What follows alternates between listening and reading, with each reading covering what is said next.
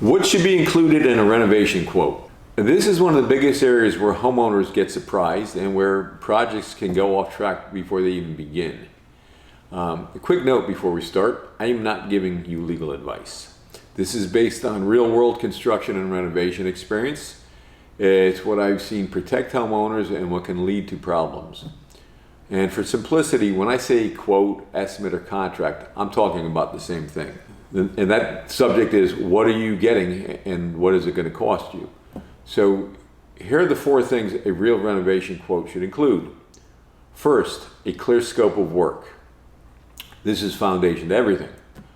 A price quote should be based on a complete set of drawings and not simply a vague number on a page. Those drawings clearly define the work to be done and should be compliant with Florida building codes. Because if the scope isn't clear, then the price isn't real. And vague scopes can be one of the biggest sources of conflict during construction. Second, a finished schedule or realistic allowances. This is where a lot of budgets can go off track. Even good drawings don't define finish levels.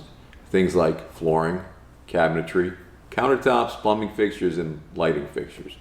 So the quote needs to include either actual selections or allowances that are realistic for your home and your expectations.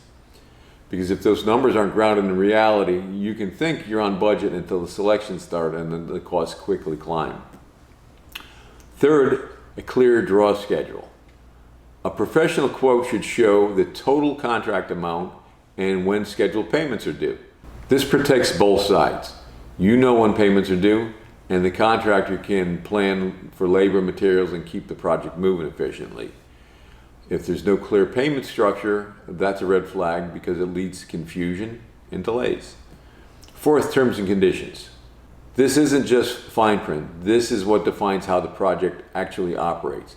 It covers responsibilities, what's included and what's excluded, how changes are handled, what happens with delays, material issues, and unforeseen conditions.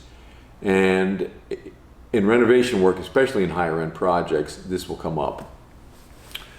The terms and conditions are what prevent small issues from turning into major problems.